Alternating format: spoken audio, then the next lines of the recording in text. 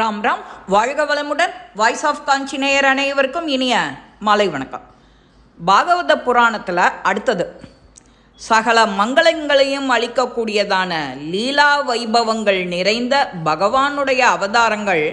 அந்த அவதாரங்களோட கதைகளை கேட்க நாம் ரொம்ப ஆவலாக இருக்கோம் அப்படின்னு அந்த புண்ணியமான திவ்ய சரித்திரத்தை எங்களுக்கு சொல்லணும் அப்படின்னு பகவானுடைய லீலா வினோதங்களை கேட்பதற்காகவே சத்தியயோகம் நாங்கள் இங்கே இந்த வந்திருக்கிறத செய்வதை காரணமாக கொண்டு இங்கே தங்கி இருக்கிறோம். தர்மத்தின் காவலனான கிருஷ்ண பகவான் தன்னோட திருநாட்டுக்கு புறப்பட்டு சென்ற பிறகு தர்ம தேவதையரை சரணமாக அடைந்தது.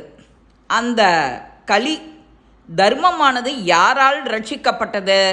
கலியில தோஷங்களினால மன தூய்மையை இழந்த மனித சமுதாயம் பகவத் கதாமிருதம் என்ற பானத்தினால பரிசுத்தப்படுத்துங்கள் அப்படின்னு தன்னுடைய முனிவர்களான சுதாமா முனிவர் கூறத் தொடங்குறார். நமக்கு தான் சகல மங்களங்களையும் அளிக்கக்கூடியதான லீலா வைபவங்கள் நிறைந்த பகவானுடைய அவதார கதைகளை கேட்க நாங்கள் ரொம்ப ஆவலாக இருக்கோம். அந்த புண்ணியமான திவ்ய சரித்திரத்தை நீங்கள் எங்களுக்கு சொல்லணும். பகவானுடைய லீலா வினோதங்களை கேட்பதற்காகவே நாங்கள் இங்கே தன்னோட திருநாட்டுக்கு வந்து இங்கே தங்கி இருக்கிறோம் அப்படின்னு சொல்கிறார். பகவான் தன்னோட திருநாட்டுக்கு புறப்பட்டு சென்ற பிறகு தன்னுடைய தர்ம தேவதையரை சரணமாக அடைந்தது. அந்த தர்மமானது யாரால் ரட்சிக்கப்பட்டது? கலியில தோஷங்களினால மன தூய்மையை இழந்த மனித சமூகத்தை பகவத் கதாமிருதம் அப்படிங்கிற அந்த பானத்தினால பரிசுத்தப்படுத்துங்கள் அப்படின்னு அவர் சொல்ல தொடங்குறார் முனிவர்களுக்கு.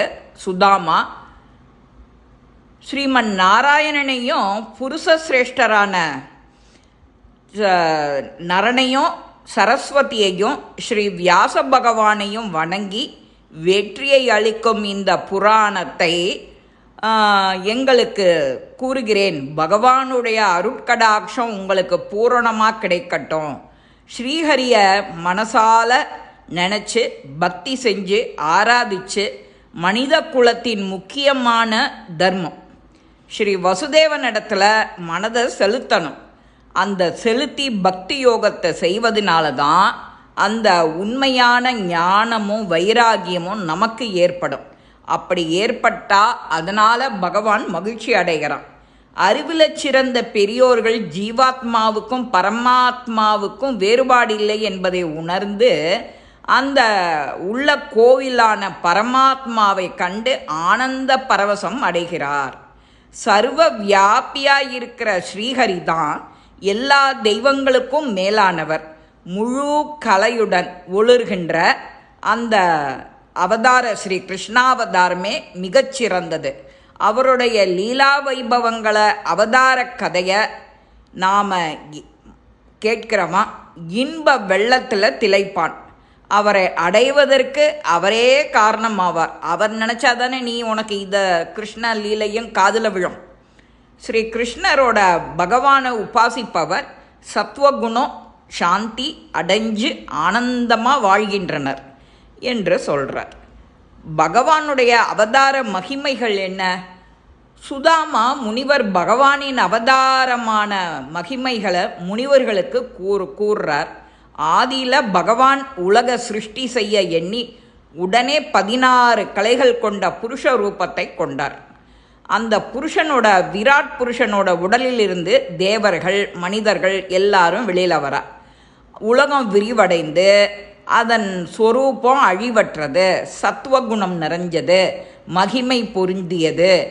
அவருடைய அம்சத்தினாலேயே அந்த தேவதைகள் பசு பட்சிகள் பிராணி வகைகள் எல்லாம் தோன்றின. அந்த ஆதிநாராயண ஸ்வரூபமே சகல அவதாரங்களுக்கும் மூல காரணமாக இருந்தது. ஸ்ரீஹரி எடுத்த அவதாரங்கள் எண்ணில் அடங்காதது. ஆனால் அவருடைய 24 மிக்க மகிமை பெற்றவை. அசுரர்களால் உலகத்திற்கு துன்பம் உண்டாகும் அப்படின்னு அவர்களை அடக்கி நன்மைகளை காப்பதற்கு தான் பகவான் பல உருவங்களை எடுக்கிறார், அவதாரங்களை எடுக்கிறார். அதோட ஸ்ரீ கிருஷ்ணன் தனது திவ்யலோகத்துக்கு சென்ற பிறகு அந்த உலகினர் அஞ்ஞானத்தில் சிக்கி ஞான சூன்யர்களாக கஷ்டப்பட்டு கொண்டிருக்கையில் தான் இந்த பாகவத புராணமானது ஒளி வீச தொடங்கிறது. துவாபர யுகத்தில் முடிவில் வியாசர் பராசர முனிவரின் மகனாக பிறந்து மகாவிஷ்ணுவின் கலாவதாரமாக திகழ்ந்த அவர் வேதங்களெல்லாம் வகுக்கிறார், இதிகாச புராணங்கள் அதெல்லாம் இயற்றார். இருந்தாலும் அவருக்கு அதில் திருப்தியும் மன அமைதியும் கிடைக்கல. இத்தகைய சிந்தனையோட சரஸ்வதி நதிக்கரையில் அமர்ந்து யோசிச்சுட்டே இருக்கும்போது நாரதர் வரார். நாரதர் வந்தால் என்ன ஆகும்?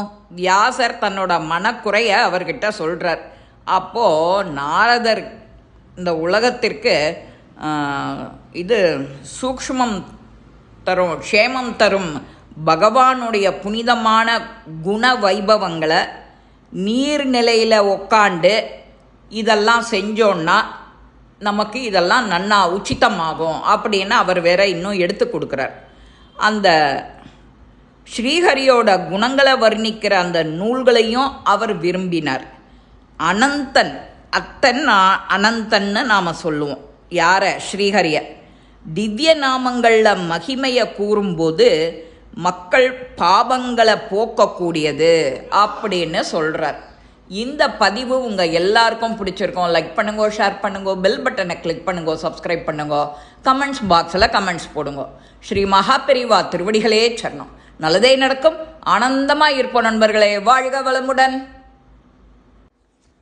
ராம் ராம். வாழ்க.